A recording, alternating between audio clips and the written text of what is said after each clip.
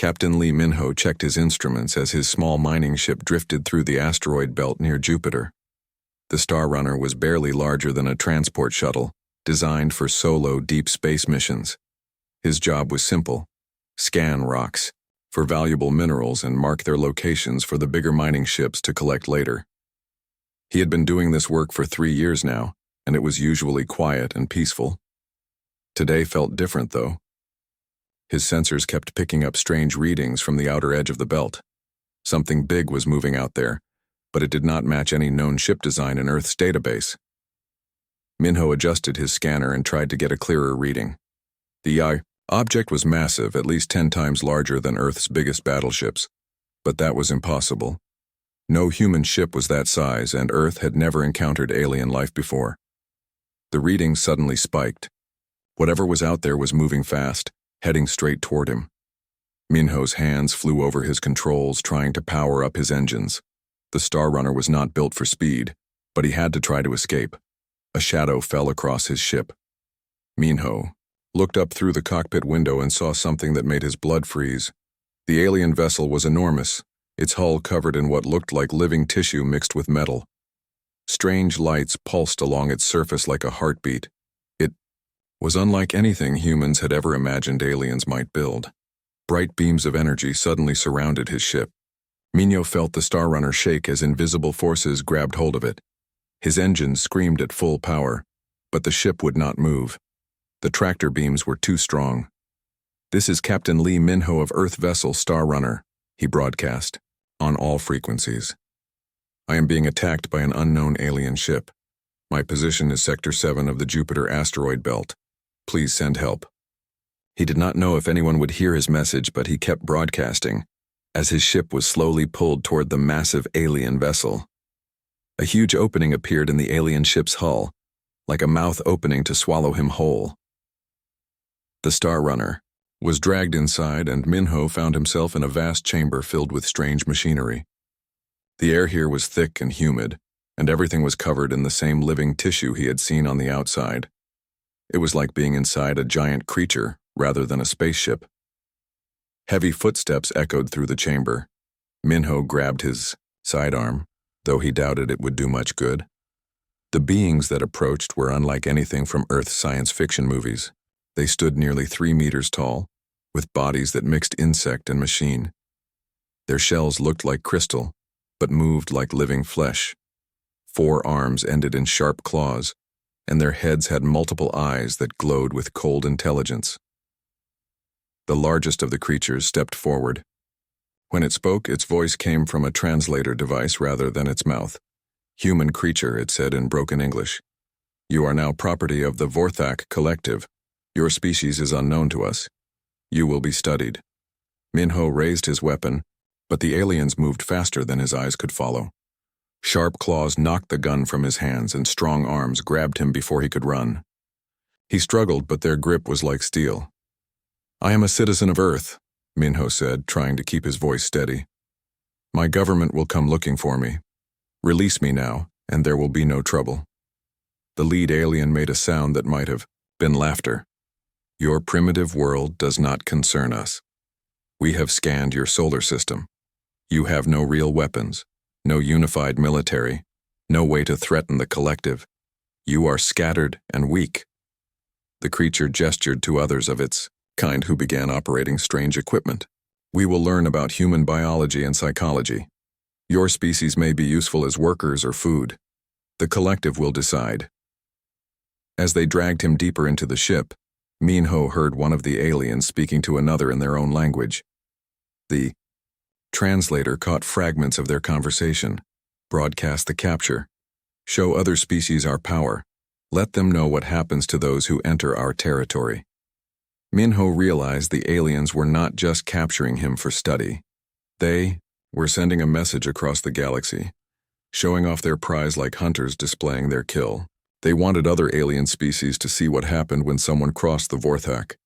What they did not understand was that humans were different from other species they had encountered. They had made their first and biggest mistake by assuming Earth would simply accept the loss of one of its citizens. The Vorthak had no idea what they had just triggered. Throughout human history, One rule had remained constant across all cultures and nations: you do not abandon your own people.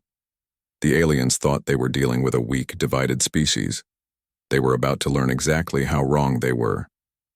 Admiral Park Ji-won was drinking his morning coffee when the emergency alarm screamed through Seoul Defense Command. The massive control room, built deep beneath the mountains of South Korea, instantly came alive with activity. Dozens of officers rushed to their stations as red warning lights flashed across every screen. "Admiral, we have an incoming transmission," called Lieutenant Choi Minji from her communications post.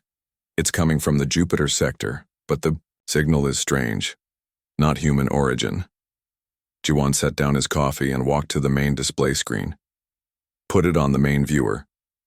The screen flickered, then showed a scene that made everyone in the room go silent. It was clearly inside an alien spacecraft, with walls that looked alive and machinery unlike anything humans had built. In the center of the image, Captain Lee Min-ho was being held by towering insect-like creatures with crystal shells. The largest alien stepped toward the camera. When it spoke, mechanical translators made its words understandable. "Beings of this galaxy," the creature announced. "We are the Vorthak Collective.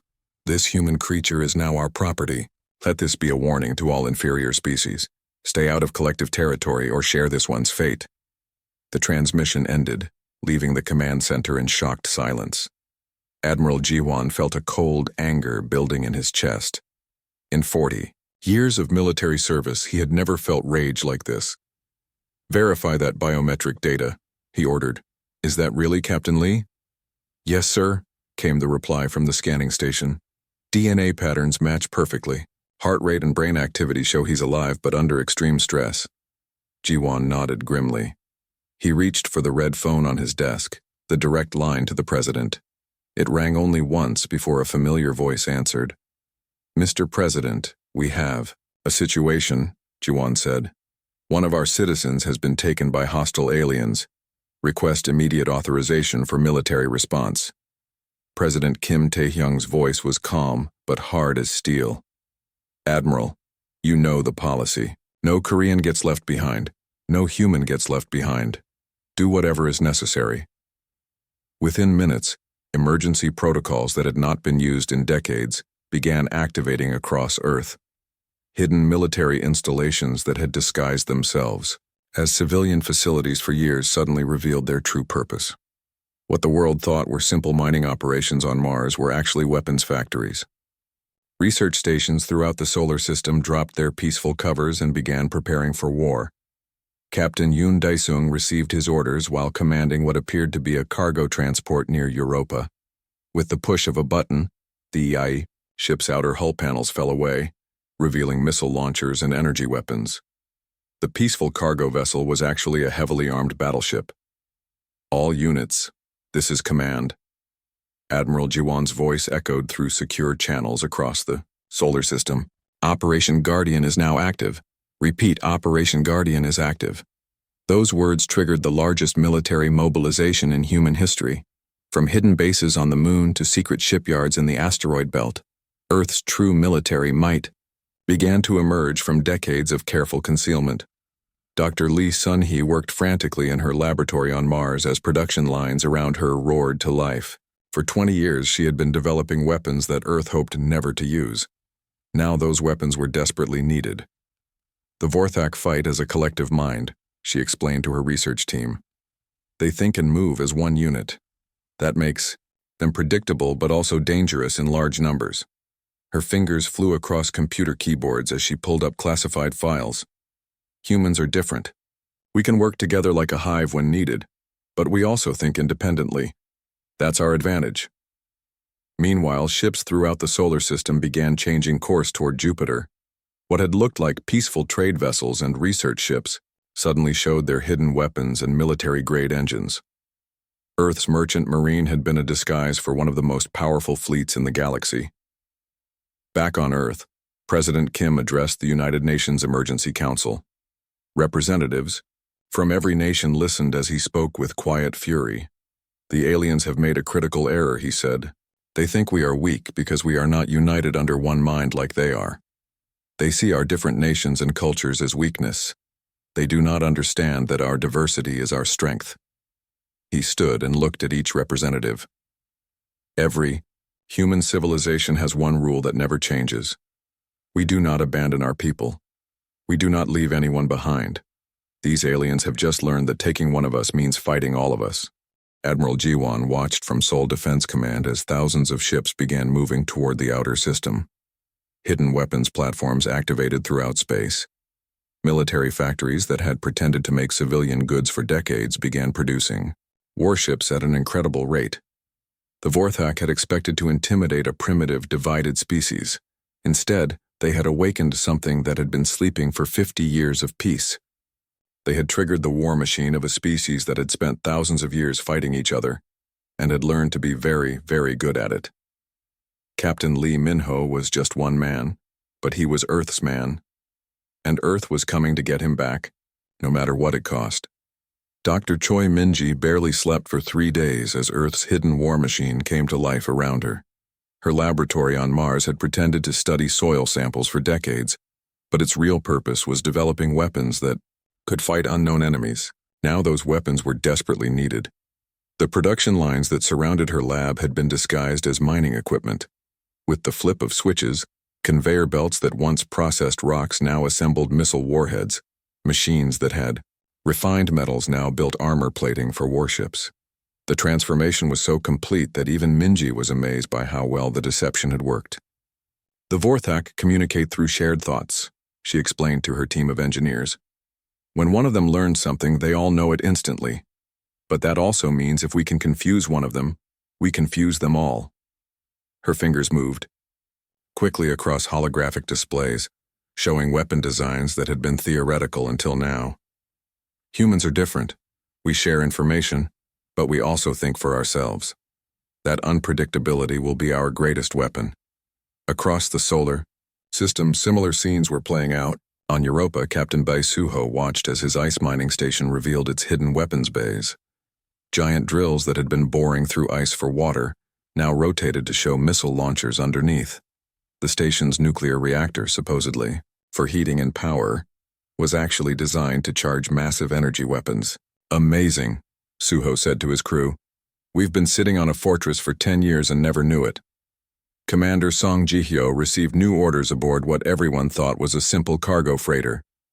She pressed her thumb to a scanner and the ship's computer accepted her military authorization codes. Instantly, the vessel began changing. Cargo bay doors opened to reveal fighter launch tubes. The ship's hull split apart to show heavy cannons. Even the navigation equipment was replaced with military-grade targeting systems. All crew, this is your captain, Ji-hyo announced over the ship's communication system. Our real mission begins now. We are no longer the merchant vessel Peaceful Trader. We are the battleship Iron Fist, and we have work to do. Fleet Admiral Park Ji-woon watched the transformation from his command center deep under Earth's surface. Thousands of ships throughout the solar system were revealing their true nature. What had looked like a peaceful collection of miners, traders, and researchers was actually one of the most powerful military forces ever assembled. The plan had been decades in the making. After Earth's last major war, military leaders realized that future conflicts might come from space. So they built a hidden fleet, disguised as civilian vessels, but ready to fight when needed.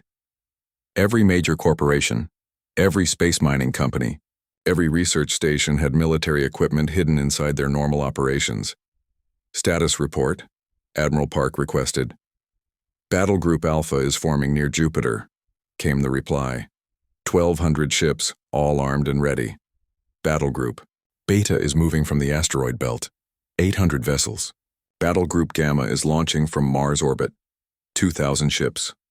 The numbers were staggering. Earth had built a secret navy that was larger than most people thought possible, and every ship was crewed by people who understood that one of their own was in enemy hands. On Titan, Colonel Han Seojin supervised the launch of fighters that had been stored in fake fuel tanks. The small, fast ships were designed for one purpose: boarding enemy vessels. Each fighter carried a team of soldiers trained for fighting in alien environments. The Vorthak ships are big, Seojin told his pilots, but big ships have big, weak spots. Find their engine rooms, their command centers, their life support systems. Humans are smaller and faster than they are. Use that advantage. Dr. Choi's research had revealed important information about their enemy. The Vorthak were strong and had advanced technology, but they were not creative fighters. Their hive mind made them predictable. They would attack in standard formations, use well-tested tactics, and expect their enemies to do the same. Humans would not give them that comfort. Every battle group was equipped with different weapons and different strategies. Some ships would ram directly into enemy vessels. Others would use swarms of small fighters. Still others would try to jam the aliens' communication systems and break their hive mind connection. The Vorthak think we are weak because we are not united like they are, Admiral Park told his officers. They do not understand that our strength comes from thinking differently. They fight as one mind with one plan. We fight as thousands of minds with thousands of plans. Captain Lee Minho, still held prisoner aboard the alien mothership, could feel the ship's engines growing more powerful. The Vorthak were retreating toward their home territory, probably thinking they were safe. Through the ship's walls, he could hear the aliens talking in their clicking language. He smiled grimly. The Vorthak had studied human technology and dismissed it as primitive. They had no idea what was coming for them.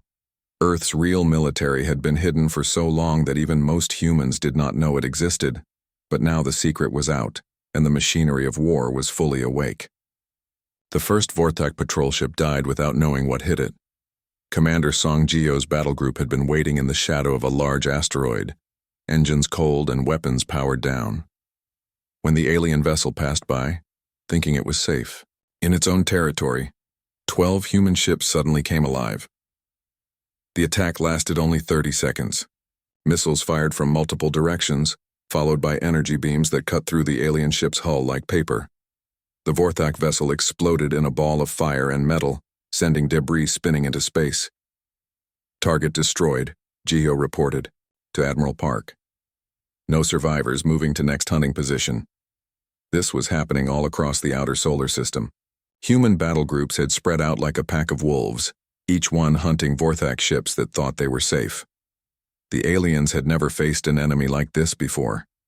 Captain Bei Suho led a different kind of attack near Saturn's rings. His ships looked like broken mining vessels, drifting helplessly with their engines shut down. When a Vorthak cruiser approached to investigate, thinking it had found easy prey, Suho's trap snapped shut. "Now!" he shouted. The fake wreckage suddenly came alive. Hidden weapons fired from every direction, but this time, instead of trying to destroy the alien ship, they targeted its engines and weapons. Within minutes, the Vorthak cruiser was disabled but not destroyed. "Boarding teams, go," Suho ordered. Small human fighters shot out from the disguised ships, their hulls designed to cut through alien armor. Colonel Han Seojin led the assault team through the holes they made in the enemy ship. Inside, they found something that shocked them. The Vorthak crew was not fighting back properly. When separated from their hive mind communication, the individual aliens seemed lost and confused. They were strong and dangerous, but they could not think for themselves when cut off from the collective. "Fascinating," Han reported as his soldiers secured the ship. "They are like fingers without a hand to guide them. Separate them from their group mind, and they become much weaker." This information spread quickly through the human fleet. Dr. Choi had been right. The aliens' greatest strength was also their biggest weakness. Human ships began using new tactics designed to jam Vorthak communications and break their mental connections. Lieutenant Park Min-soo discovered the most effective method by accident. His small reconnaissance ship had been damaged in a fight, and his communication equipment was sending out random signals. When a group of Vorthak fighters approached, those signals somehow interfered with their shared thoughts. The alien pilots began flying into each other, unable to coordinate their movements. Their formation fell apart as each ship tried to follow orders that were no longer getting through clearly. Min-soo easily destroyed 3 enemy fighters before they could recover. "Command, this is Scout 7, he transmitted excitedly. "I think I found a way to scramble their hive mind, sending you the signal patterns now." Within hours, every human ship was equipped with jammers based on Min-soo's discovery. The effect on Vorthak forces was devastating. Alien ships that had moved in perfect coordination now crashed into asteroids, fired on their own allies, or simply stopped moving as their pilots became confused. But the Vorthak were learning too. Their commanders began sending larger groups of ships, hoping that sheer numbers would overcome human tactics. They also started using different communication methods that were harder to jam. Major Kim Taeyeon faced one of these larger alien fleets near Jupiter's moons. Her battle group was outnumbered 5-1, but she had advantages the Vorthak did not understand. "All ships scatter formation," she ordered. "Do not fight like they expect us to." Instead of staying together like a traditional fleet, the human ships spread out over thousands of kilometers. Each captain was free to attack however they thought best. Some ships used ramming attacks, crashing into alien vessels at high speed. Others deployed clouds of small fighters that swarmed the enemy like angry insects. Captain Yoon Dae-sung tried something completely different. His ship broadcast recordings of human music on all frequencies, everything from classical symphonies to heavy metal rock. The chaotic, emotional sound seemed to cause pain to the Vorthak hive mind, which was used to perfect order and harmony. "They hate our music," Dae-sung laughed as alien ships tried to flee from his broadcasts. "Keep playing. It louder!" The battle became a strange mix of violence and sound, with human ships blasting both music and weapons at their confused enemies. The Vorthak formation completely broke apart as their pilots became overwhelmed by the unpredictable human attacks. What surprised the aliens most was how hard humans fought when they were losing. Vorthak ships that were damaged would retreat or surrender. Human ships that were damaged would ram into enemy vessels, trying to take as many aliens with them as possible. Commander Song Ji-hyo's ship Iron Fist had lost most of its weapons and half its crew, but she refused to retreat. Instead, she aimed her damaged vessel at the largest Vorthak ship in the area. "This is for Captain Lee," she shouted as her ship crashed into the alien vessel's engine section. Both ships exploded, but the message was clear. Humans would never stop fighting, never give up, never leave their people behind. The Vorthak were beginning to understand what kind of enemy they had chosen to fight. The Vorthak home system had never seen an enemy fleet before. For thousands of years, it had been the center of their empire, protected by massive defense stations and millions of ships. Now, as Admiral Park Ji-won's armada emerged from hyperspace, the aliens realized their mistake had brought war to their own doorstep. 3,000 human ships detected, the Vorthak High Commander reported to the Collective's ruling council. "They have followed us home. This species is more dangerous than we calculated." The human fleet spread across the system like a dark cloud. Unlike the organized formations the Vorthak expected, the Earth ships moved in chaotic patterns that made no sense to the hive mind. Some groups attacked the outer defense stations, others headed straight for the planet.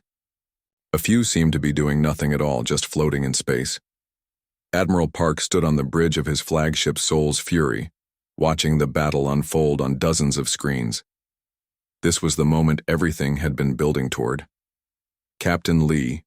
Minho was somewhere in the system and Park would not leave without him. "All units begin the final phase," Park ordered. "Remember, we are not here to conquer. We are here to bring our people home." Inside the massive Vorthak mothership, Captain Lee Minho felt the vessel shaking as human weapons struck its hull. For weeks he had been studying his captors, learning their weaknesses and waiting for this moment. The aliens had underestimated him just as badly as they had underestimated his species. While the Vorthak were focused on the battle outside, Minho worked on the restraints holding him. His engineering training had taught him how different technologies worked, and he had been watching how the alien systems operated. When the ship's power fluctuated from weapon hits, he made his move. The crystal-based locks on his cell were connected to the ship's main computer. Using pieces of metal he had carefully collected, Minho created a short circuit that overloaded the locking mechanism. The cell door slid open with a soft hiss. "Time to cause some trouble," he whispered to himself. Colonel Han Seojin led the boarding, assault on the mothership's outer hull. His soldiers used cutting tools to burn through the alien armor, creating entry points for the rescue teams. The Vorthak had built their ship to keep enemies out, but they had not expected humans to be willing to cut their way inside.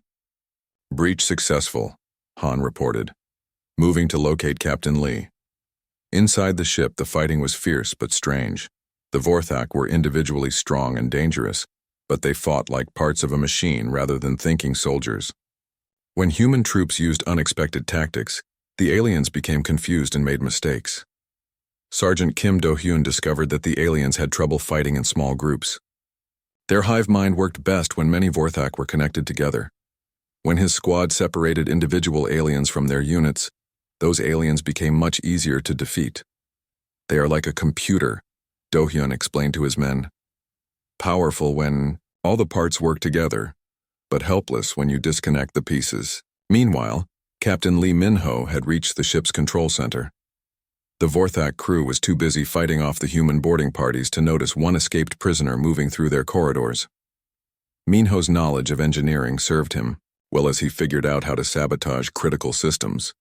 He found the ship's communication array and began introducing random signals into their network. The effect was immediate.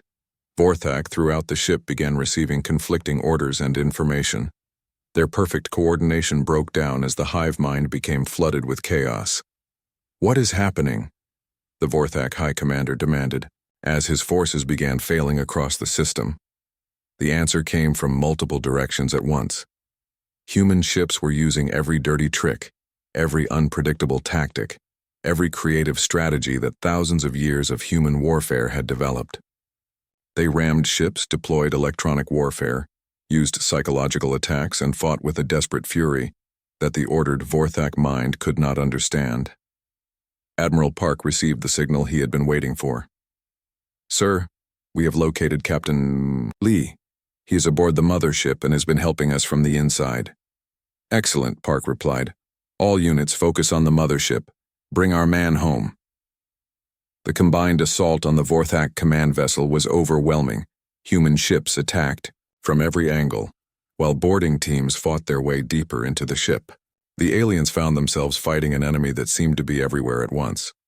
Colonel Han's team finally found Captain Lee in the ship's control center, still working to sabotage alien systems. "Captain, we are here to take you home," Hanno said. Lee looked up with a tired smile. "About time. I was running out of things to break." As the rescue teams fought their way back to their ships, the Vorthak High Command made a desperate decision. They opened communications with the human fleet. "Enough," the alien leader transmitted. "We will return your human. Stop this attack." "Admiral," Park's response was broadcast across the entire system. "The attack stops when Captain Lee is safely aboard our ships, not before." Within an hour, Captain Lee Min-ho was back on a human vessel, surrounded by cheering soldiers and crew members. The Vorthak mothership, damaged and defeated, began withdrawing from the battle. But Admiral Park was not finished. As the human fleet prepared to leave, he sent one final message to the Vorthak collective. "Remember this day. Remember what happens when you take one of our people. Spread the word to every species in the galaxy. Earth protects its own.